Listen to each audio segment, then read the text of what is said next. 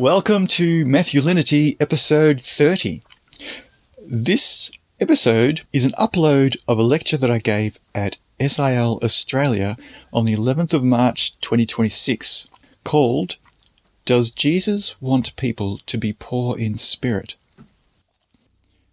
I have the main part of the lecture uploaded here. After I spoke, there was question time, and I haven't yet got permission from everybody who asked questions to upload that part of the lecture, but I do have permission to upload the main part of the lecture where I was speaking, and there's a link with the slides, the presentation slides attached for anyone who wants to just see the slides. There's a link there in the show notes. I spent all of 2025 working on this research question. Yeah, so hopefully this will be helpful to people listening. Here we go.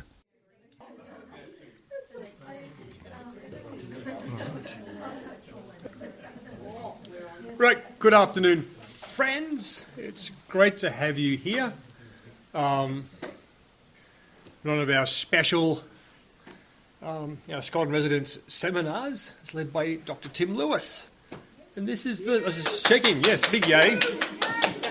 There's some extreme exuberance. You need an American audience. You kind of be a bit rowdier, probably. This is Tim's 6th seminar he's given us in the Gospel of Matthew. And we've already made it to chapter 3, verse 3. So I was just asking him if he's yet scheduled out when we get to chapter 28, because I want to talk about tombstones springing open and things. And he thinks it'll be a while yet. The current rate of travel, like a Martin Lloyd-Jones series in Romans, really. No, it's great. It's marvellous to have Tim with us, and I guess people who are here regularly, we get to engage with Tim and talk over morning tea and lunch. Those conversations are great. It's even better to have a chance to concentrate it. This one's taken 12 months to come together. So this is launching the Beatitudes. It's a big one.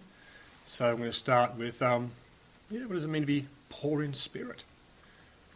Hand over to Tim. At the end, we'll kind of have some question time, open mic question time, to interrogate further. Thank you, Tim. Thank you, Graham. The text we'll be studying is Matthew 5, verses 3 to 10. Blessed are the poor in spirit, for theirs is the kingdom of the heavens. Blessed are the grieving, for they will be comforted. Blessed are the meek, for they will inherit the earth. Blessed are those hungering and thirsting for righteousness, for they will be filled. Blessed are the merciful, for they will receive mercy. Blessed are the pure in heart, for they will see God. Blessed are the makers of peace, for they will be called heirs of God. Blessed are those persecuted because of righteousness, for theirs is the kingdom of the heavens. The dispirited are named, the grieving acclaimed. The tamed will reign, justice delayed. What does it mean? What did he say? The kingdom is theirs? Why are they praised? Mercy redounds, integrity meets God. People forge peace, slandered anyway. What does it mean? What did he say? The kingdom is theirs? Why are they praised? Poetry is an art made of consciousness. Carol Musk. Genuine poetry can communicate before it is understood. T.S. Eliot. Is Jesus asking people to become poor in spirit? Usually we interpret it as, yes, that's what Jesus is saying. But in this lecture, I'll be demonstrating no. That's not what this passage means. we usually interpret it as if it's like something later on in Matthew, where Jesus teaches his disciples to lower their position, to humble themselves. Tapinosi he auton. Again in Matthew 23, Jesus teaches his disciples to lower their position, to humble themselves. Tapinosi he auton. But the people mentioned in Matthew 5 might not be doing it to themselves. It seems like they're not. So poor in spirit might be more like humiliated. There's a big difference between doing something to yourself by choice and having it happen not by choice. We could probably think of lots of examples. If you choose to attend a Zoom meeting in your pajamas, by choice, that's very different than not by choice, if you had to do it. So the difference between humility and humiliation is quite big. We also tend to assume that the 8 blessings on this list are virtues, good things that we can all aspire to. So those who are poor in spirit, is it something voluntary people do to themselves? Is it something good to aspire to? It doesn't seem like it is. If we're wondering what this expression, poor in spirit, seems a bit odd, we find the same kind of phrase in the 6th blessing, the pure in heart. Those who are pure in heart are those who have a heart that's pure, a heart without deceit. To be poor in terms of spirit is to have a spirit that's impoverished, to have a depleted spirit. And this doesn't sound like a good thing at all. And yet it seems as if it is a good thing here in some way to be poor in spirit. It's not usually considered something fortunate, but Jesus is saying they're blessed and the kingdom is theirs. So there's tension between these, the yes and the no. It seems like somehow it's both. So this is the first thing that Jesus teaches, and it seems paradoxical. But like most paradoxes, it just exposes our limited understanding of how something can be and yet not be something. So this lecture will be in 2 parts. The first part will be looking at no, it's definitely not something good. And the second part will be looking at, well, apparently it is. Until recently, I was focused on the usual questions, and I wasn't really thinking of it as poetry. The usual questions, just get us straight to the meaning. What does poor in spirit mean? What's the meaning of makarioi, the blessed are the? And the second clause, the kingdom is theirs, what does it mean? But the 3 most important observations that have helped me interpret this passage is interpreting it as poetry, and that there are 2 distinct groups mentioned here. And the third person perspective, Jesus is not talking about his disciples until the poem is finished and verse 11 says, "Blessed are you when you are persecuted." So along the way we'll be paying attention to the genre of this passage, the patterns, of course, word patterns, structural patterns, and the narrative context. Now, the concept of a spirit that's poor is something that we can find elsewhere in Matthew and in previous scriptures. Exodus 6 verse 9. Moses told this God's plan to save the Israelites from their oppressors. Moses told this to the Israelites, and they could not listen to Moses because of their low spirit and harsh conditions. So this is not a condemnation that they should have been able to have hope and latch on to the hope that Moses is telling them that God's going to save them.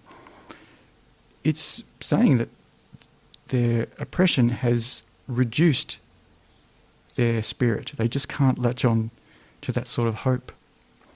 The Greek translates this as weak internal state. Joshua 2:11, Rahab says, "We heard this," that the Israelites were coming to take the city, "and our heart melted, and every man lost spirit, or spirit no longer stood in anyone." We would normally translate it something like, all their courage vanished. Here we can see that the inner state, the internal state, is something that you can actually detect from the outside. So let's look at the concept in Matthew elsewhere. So in Matthew chapter 4, Jesus is hungry. He has fasted 40 days and 40 nights, after which he was hungry, which is a bit of an understatement. He would be famished, very undernourished. So in terms of his physical state, it's very weak, very vulnerable. And so he needs to rely on his internal strength. The strength of spirit is what gets him through the trials in the wilderness. And of course, supported by God's Spirit. We have another example in Matthew 26, where Jesus is praying about the difficult thing he's facing. He knows he's about to be arrested and killed. And meanwhile, he's asked 3 disciples to stay awake, which seems like a small task to ask, and they can't stay awake. And Jesus says, though the spirit is willing, the flesh is weak. The disciples are trying to stay awake, but they're not succeeding. Why? Because they're tired. Is that bad or wrong? It's actually naturally to be expected. This is when they're normally asleep. So let's not read this as if it's Paul speaking about the flesh and the spirit. This is Matthew. What does it mean in Matthew? And I'm not completely understanding all the layers of this proverb in Matthew. Do they have the ability to succeed in this small task? Jesus is offering an observation, not a condemnation. There's willingness, there's the eagerness of spirit, then there's difficult physical challenges to face. And Jesus seems to be sharing his methodology. Prayer can boost one's internal state as well as improve external conditions. So there's a lot I still don't understand about Matthew 26:41, but one thing is clear: it would not be good for either Jesus or the disciples to be depleted in spirit. It's better to have a spirit that's willing and eager, especially if the external state is weak.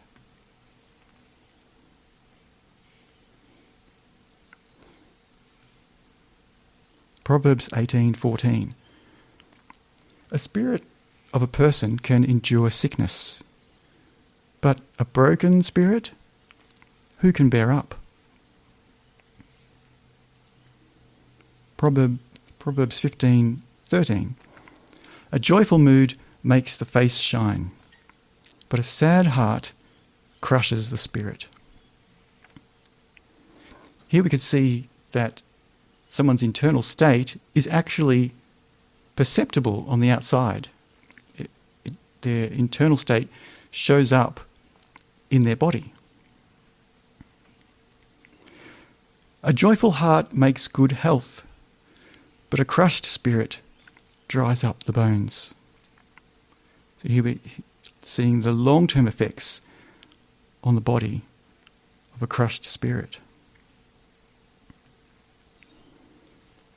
So we could probably find plenty of examples where the external conditions are directly influencing people's physical bodies. But all of these three things influence each other. And we're particularly interested in the internal state in this lecture, and how we've already seen that the external conditions influence the internal state and also can be noted as it shows up in the body.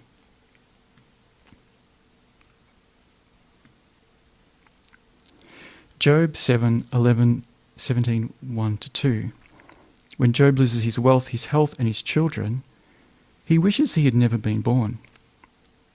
His community no longer esteems him. Even his friends think less of him. I indeed will not restrain my mouth. I will speak in the compression of my spirit. I will complain in the affliction of my soul. My spirit is destroyed. My days are over. The graves await me.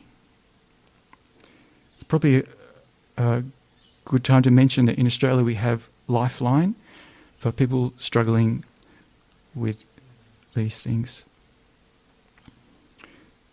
And sometimes you can see pictures where a biblical character will represent one of the Beatitudes. Here we have Job, and it says, Beati pauperes spiritu, blessed are the poor in spirit. So you can see the Latin word beati, where we get the word beatitude.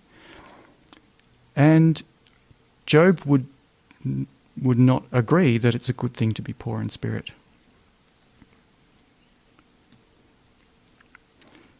So if it's not a good thing, because it's not something you would wish to do to yourself or to wish upon other people, it's not something good to aspire to, we need to take a closer look. So what I'd like to do is get us to stand and read this together.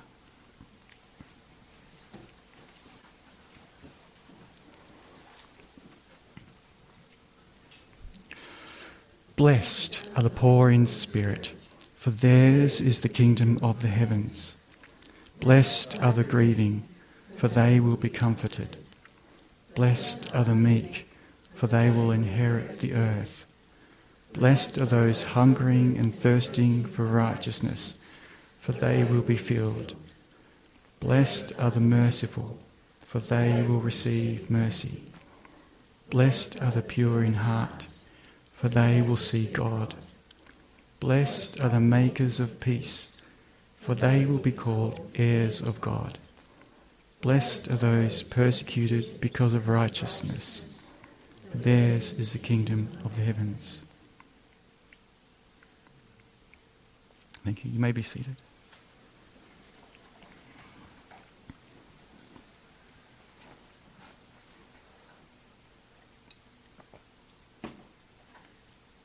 So the New Testament I find easiest to read is the Reader's Edition, and you can see how they format it as poetry.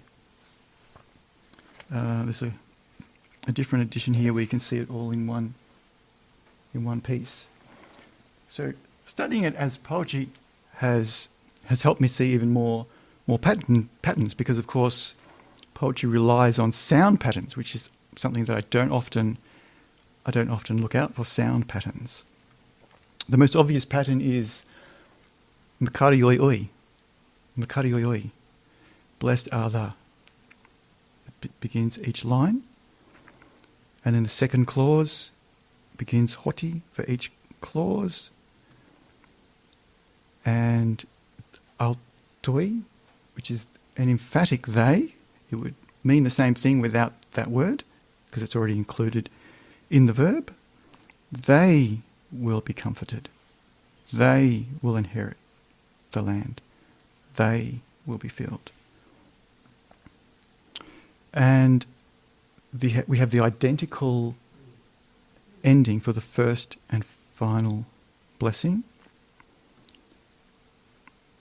We also have parakleithesontai and kleithesontai, second in and the second to last. In fact, we have a lot of similar endings, except the third one stands out here because it's got something after the verb. And that seems to be because that's a quote from Psalm 37. So that's why it stands out. The meek shall inherit the earth, or the land. So you can begin to see a bit of pattern, a bit of a chiastic pattern in the second clause. Also, it splits evenly into two sets of 4, 36 words each. And we've got a little bit of alliteration happening with Ptakoi to pneumati. In fact, we've got the first 4 categories all beginning with the letter P.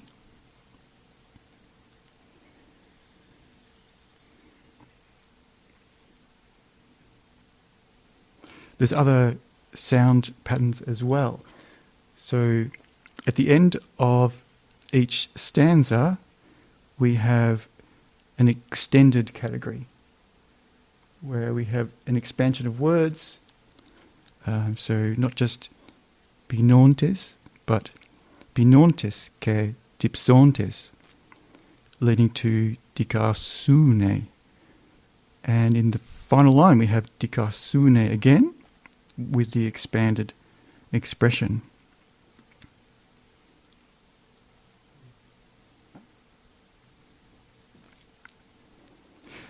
Now the first stanza is all characterized by lack.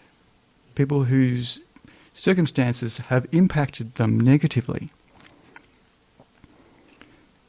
And the second one is characterized by people actively changing the circumstances. The second clauses reflect this because the change that happens in the future is rectification in the first one and reward in the second one. So people who lack spirit are those who have internalized their external circumstances. They have become disheartened, crushed by their difficult experiences and circumstances, depleted in spirit. They have effectively internalized society's opinion of their current position in life. So the first group, lack of spirit, a lack of ordinary life when someone's grieving. It's not just the loss of life, but the lack of being able to engage in ordinary life. They have the lack of retaliation for the meek. We often think of meek as something lovely and gentle that we can all be. But remember, this is a quote, "Blessed are the meek, for they shall inherit the earth," is a quote from Psalm 37. So in that context, it's comparing the oppressive people who are taking the land by violence and those who are not retaliating and not trying to take it back, which is why it says they will inherit the land. And then the fourth one, we often think of the fourth one as hungering and thirsting for doing more right things. But if you're hungering and thirsting for something, it's more likely that you haven't tasted it, you haven't experienced it. So it seems more like that this is fitting with the group of lack. It's a lack of right things. The second group, these are all very generous things that people do who have the power or the privilege or the resources to be able to do it. So giving mercy rather than kicking out the tenants if they're not, the tenants aren't paying, not kicking them out, but showing mercy. Pure in heart is, again, it's something that in the context that biblical writers use it, it is not exploiting the other person. It's dealing with integrity without deceit. Making peace is a very active thing. And then the fourth one in that group, putting things right despite the cost. So we see the resulting desperate state in the first group caused by the circumstances, and the active position of generosity and help in the second category. So the second group are doing the sort of things that the first group need.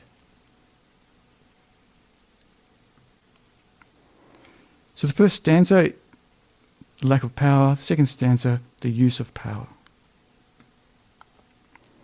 So who are they?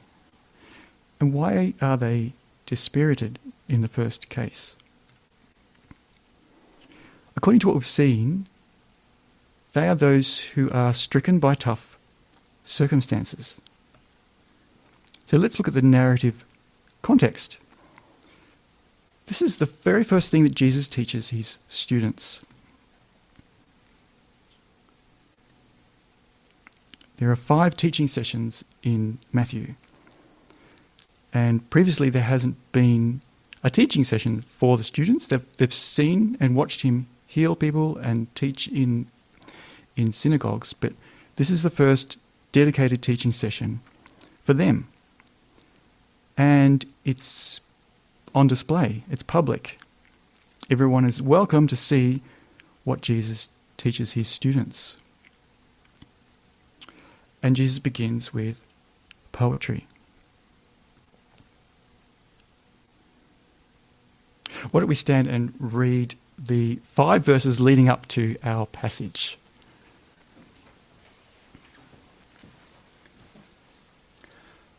Matthew 4:23 to 5 verse 2.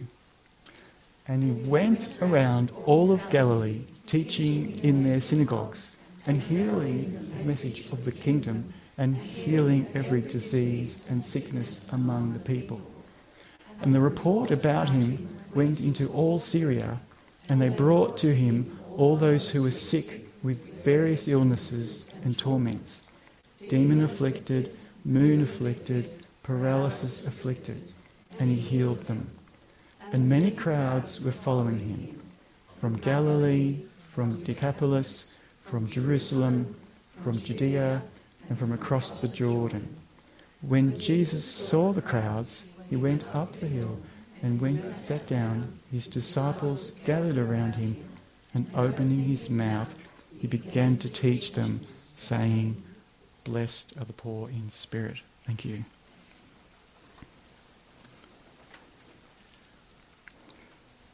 So this is teaching on display. Everyone's welcome to have a listen, but it's specifically teaching for his students.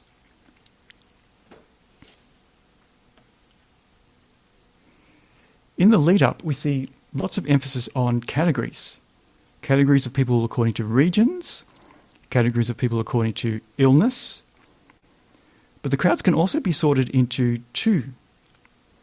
It says they brought to him all those who were sick. So we've got those bringing and those brought. Those who need help and those helping. Isn't it interesting that we've got the same 2 groups in Jesus' poem? It doesn't map on perfectly because it's not about illnesses, but it does have the idea of 2 groups. So who are they? The poem is not restricted to the disciples. Other people can easily fit into either of these 2 groups. It's not until verses 11 and 12 where Jesus is saying, "Blessed are you," to his disciples when you are persecuted. So it picks up the conclusion from the end of the poem and applies it so that disciples can see themselves in the second group.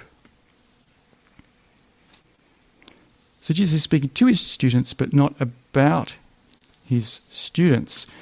So we can see we've got a diagram, hopefully, that's helping us see who's mentioned here.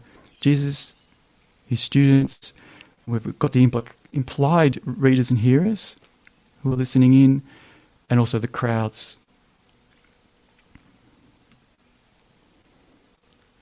So it seems like Jesus is giving a perspective on others for his students. So we've seen, is it a good thing to be poor in spirit? No, definitely not. We now need to look at, yes, apparently it's something good. If the dispirited are unfortunate, why is Jesus saying they are blessed and the kingdom is theirs? All right, I'm going to try another group reading, but this time there's some white. I don't know if you can see it clearly, but there's some white parts where I'm going to interject before the second clause each time. So if you want to read just the non-white parts, and I'll read the white parts, and then I'll also read the part at the end after the poem is finished. Okay, let's stand. So I'll say, we'll all say, okay, well, hopefully this will work. Honoured are those who've lost hope. How so? The greatest kingdom is theirs. Honoured are those who have lost loved ones. How so? They will find consolation. Honoured are those who lack resources. How so? The whole earth will be their inheritance. Honoured are those longing to see the right thing done. How so? They will find satisfaction. Honoured are those who show mercy. How so? They themselves will be shown mercy. Honoured are those who act with integrity. How so? They will see God. Honoured are those who create peace. How so? They will be renowned as God's own. Honoured are those who are persecuted doing the right thing. How so? The greatest kingdom is theirs. Honoured are you when you are the ones being persecuted and your name reviled because of me. Celebrate this as an honour. Your renown is great in the heavens.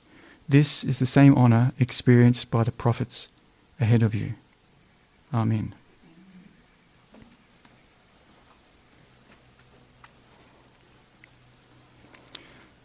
So we can begin to see that each statement in our poem here is using logic, but it's not explaining all of its logic. So each line is what we call an enthymeme, where part of the logic relies on the audience's emotions and perspectives, the shared assumptions with the speaker's audience. Saying something not obvious to everyone is part of the logic. Those Jesus are declaring as fortunate are not those who most of society would label as fortunate. In other words, it's not supposed to sound easy for everyone to agree with. It's supposed to sound understandable to those who are already willing to disagree with the usual logic of society. For example, those who are already in the groups of people that Jesus is talking about. So it sounds so contradictory to the dominant way society thinks because that's the point. It's deliberately provocative.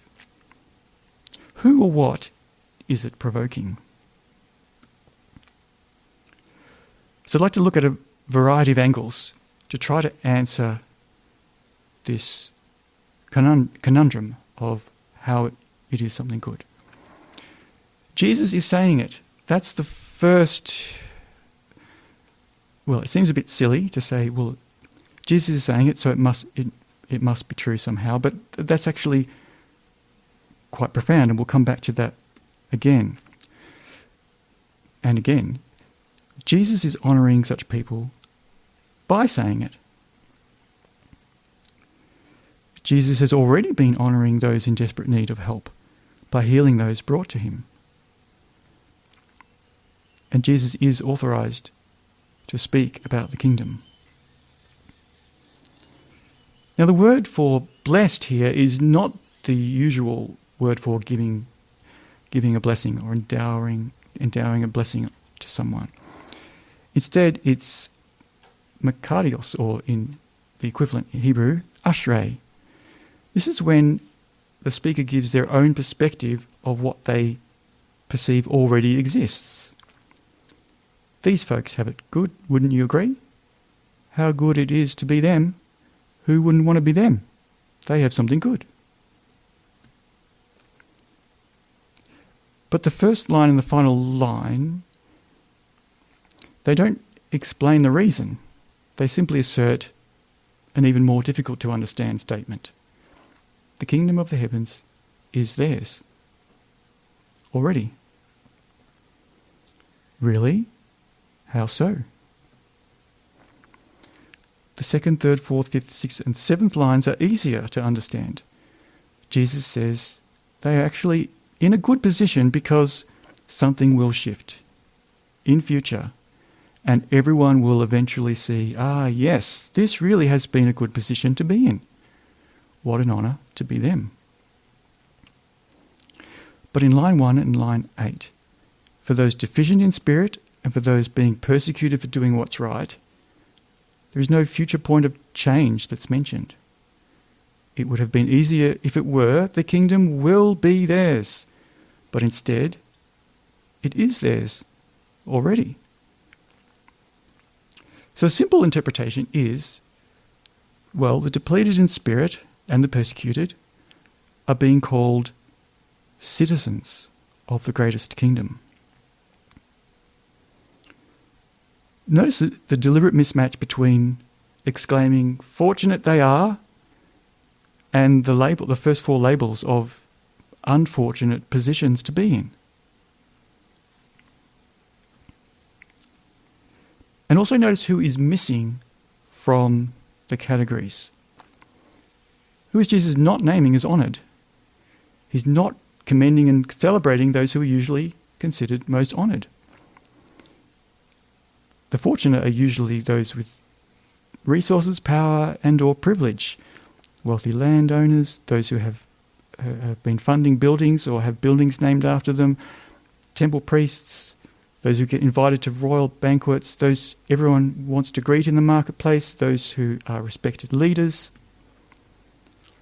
So the shared unstated assumption, by stating something obviously so countercultural and counterfactual, the unfortunate are fortunate, Jesus' audience is expected to understand his point. He is not validating the current system or those who benefit from it. Instead, he is commending something very different. So here we can see the implied supporters and beneficiaries of the current system that they're not directly mentioned, although it does quote Psalm 37 where they are mentioned. So they're implied. Jesus commends to his disciples those who are without power, the desperate, and those who use their power responsibly, beneficently on behalf of others in need. Jesus is commending those who don't benefit from or support the current system. The folks that Jesus names are those who are ready for a new system, a greater kingdom. Have you ever thought about why is Matthew saying that there are so many people that Jesus needs to heal?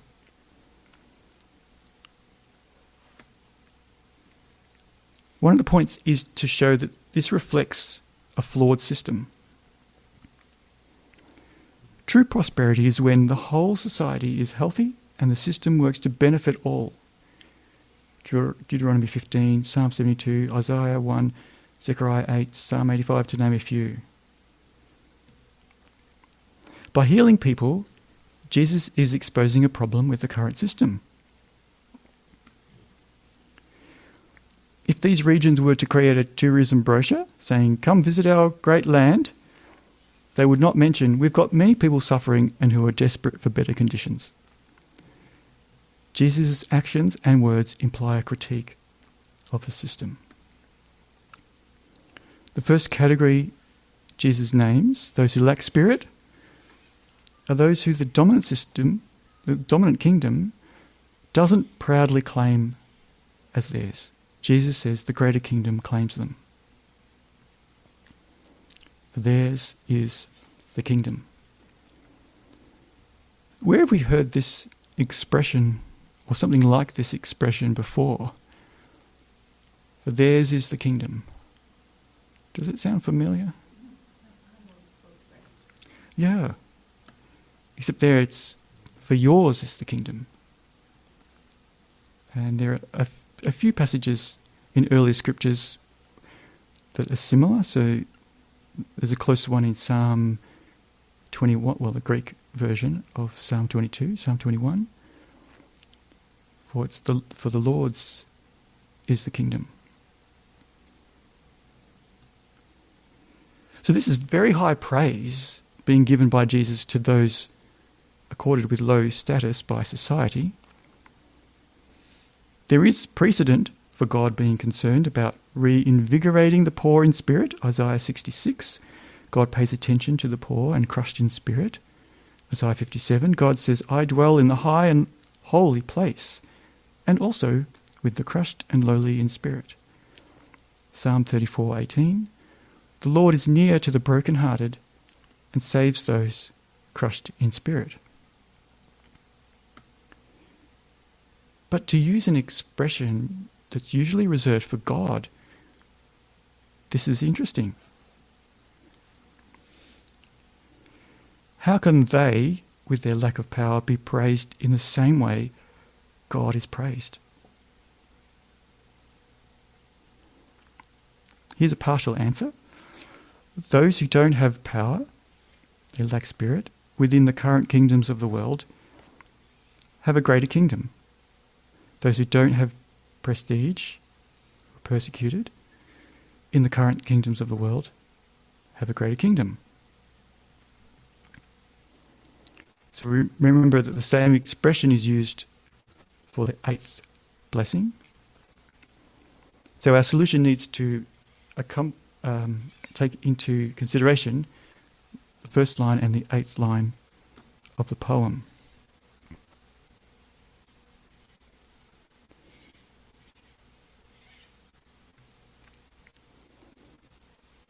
So with the first stanza of the poem,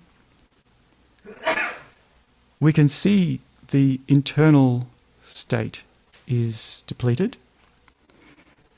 But by the end of the stanza, we can see that intensification, where the words were being expanded, hungering and thirsting for rightness, for things to be put right. That the people who say this, they're resisting being resigned to their circumstances. This is not right. Something needs to change. This is not right. Whereas at the beginning of the poem, it's people who were resigned. So, well, I'm just depleted in spirit. I don't have that fight to resist. At the end of the second stanza, those who have power to help, we can see the intensification happening. Those who are persecuted for doing the right thing. We can see the external pressure that's increasing. So it is interesting that we've got the external and internal playing out in this poem. And this creates a bit of a circularity. So those showing mercy, refusing to exploit others, de-escalating hostility, being persecuted for doing what's right, they not only have agency and external resources, but they have internal strength. But what happens if they lose that internal strength? When persecutors persecute, the point is to devalue and demote the persecuted, which is the opposite of honouring, to make the persecuted feel worthless and powerless. If the persecuted internalise this, where do they find themselves? In the first group again, along with those lacking spirit. This is one of the reasons why the final line corresponds to the first line. The more such people identify with what's right, showing mercy, refusing to exploit, de-escalating hostility, the more they may also be risking their own status and own internal well-being. They may even begin to internalise society's opinion of them and becoming disheartened and crushed by such experiences. But when society tells them that they're worthless, Jesus says, no, they're not. They're not worthless. The kingdom of the heavens values and honours them. Jesus is not showing support for the dominant system. He's showing solidarity with the weak and lowly, like Proverbs 16:19. Better to be a lowly spirit with the poor than dividing the spoil with the proud.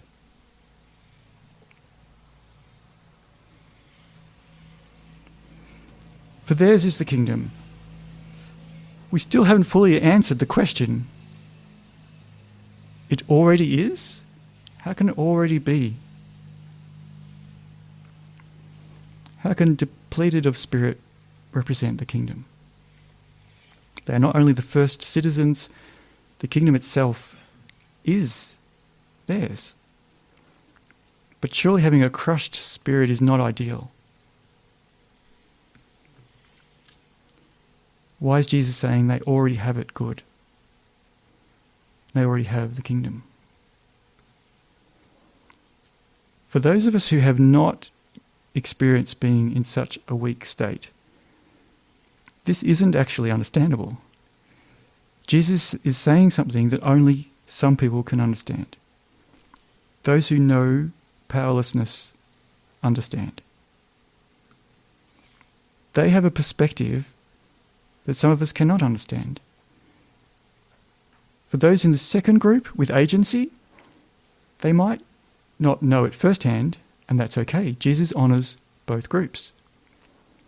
In fact, it is easier to understand how the second group with agency represent the kingdom. The beneficent are expressing the kingdom. But how can the powerless also represent what the kingdom is? The implication is that the kingdom is likewise unrecognised, vulnerable, weak and unentitled. This is almost as far as I've managed to get with resolving this paradox that we started with. How can Jesus say that the unfortunate are fortunate? And we now run into a larger paradox. How can the greatest kingdom of all be both with and without power? So just as Jesus' poem contains two main groups, one desperate without power and one beneficently generous with power, the kingdom itself is expressed as both powerless and powerful. There is another passage in Matthew which may assist us in our poem, because it shares the same deep structure. And it's a passage in Matthew that I'm sure I'm not the only one who's been puzzled by it. It's quite a suddenly, Matthew 25:31 to 46, where Jesus is saying, what you did to the least of these, you did it to me. And it seems a little bit too simple. And why didn't you tell us this earlier, Jesus? So he's talking about a final judgment of all nations, and apparently it's all based on how the nations have treated their most vulnerable members of society. It comes down to just one criteria. Have they treated them well? Have they treated them as though they were, the vulnerable were the divine human figure who is now judging them? It seems too simple. Why didn't Jesus mention this earlier? As we take a closer look at the first thing Jesus teaches in the poem, And the final thing that Jesus teaches, which is Matthew 25, the criteria for judging the nations, we see the same deep structure, the same underlying patterning. Just as Jesus' poem identified the kingdom with both those without power and those using their power to help the powerless, we see a strong identification between the kingdom and the weak and the vulnerable. We see that it's both the beneficent, feeding the hungry, welcoming the stranger, clothing the naked, visiting those who are sick or in prison, and those who are the ones in these desperate states. The kingdom is both that which helps those in need and that which is those in need.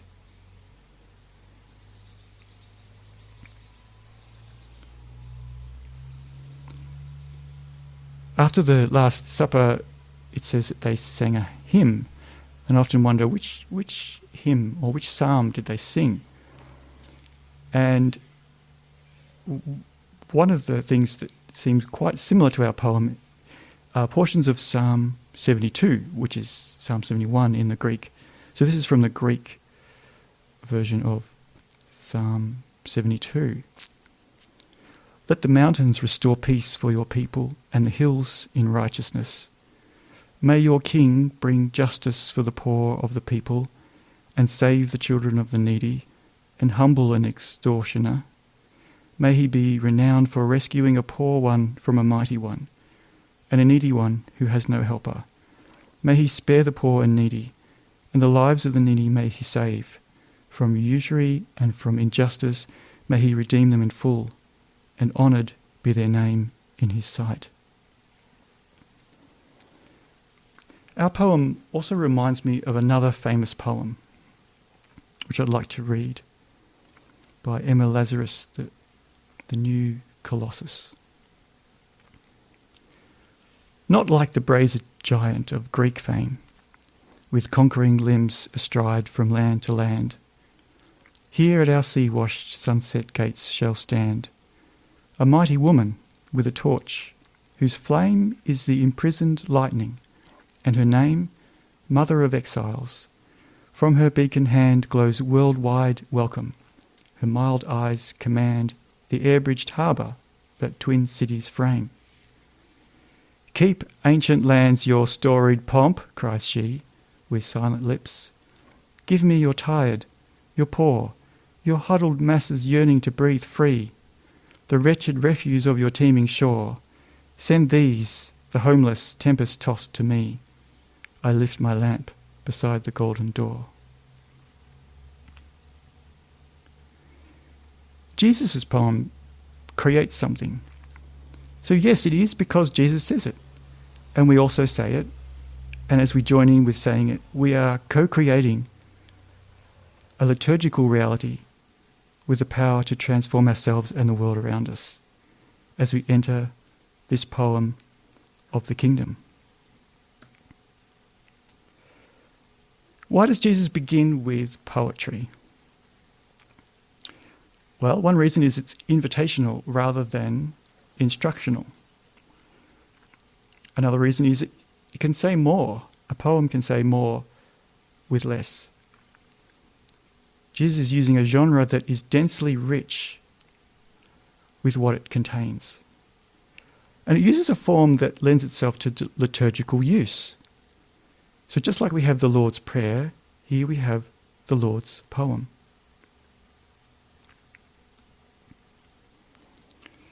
And poetry is a verbal art, so it communicates at a heart level.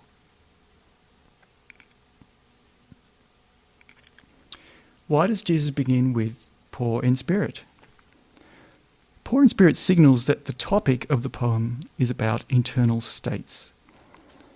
Even though being poor in spirit is not a good position to be in, for many obvious reasons, Jesus' perspective on this state is meant to provoke thought and to challenge the status quo.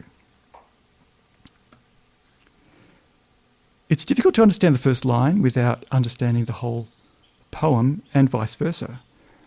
The way each stanza concludes highlights the relation between the internal and the external, Those longing for change show that the internal needs the external circumstances to change.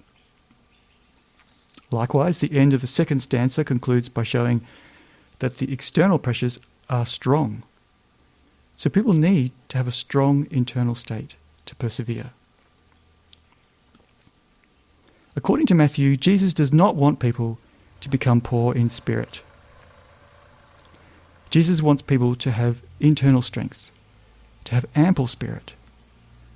Jesus wants to see the poor in spirit reinvigorated and helped. Jesus honours them in the hope that we will too. This is the kingdom in operation.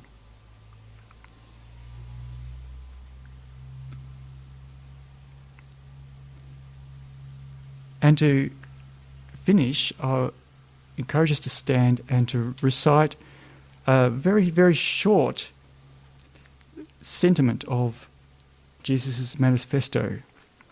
And I'm going to put my fist on my heart to represent solidarity as I say this. You're welcome to join me. Respect for the defeated, the bereaved, the dispossessed, and the desperate. This is the kingdom. Respect for those who show mercy, those who refuse dishonest gain, those who resolve hostility, those who keep doing what's right despite hostility to themselves. This is the kingdom. Let's sit in a minute's silence prior to question time.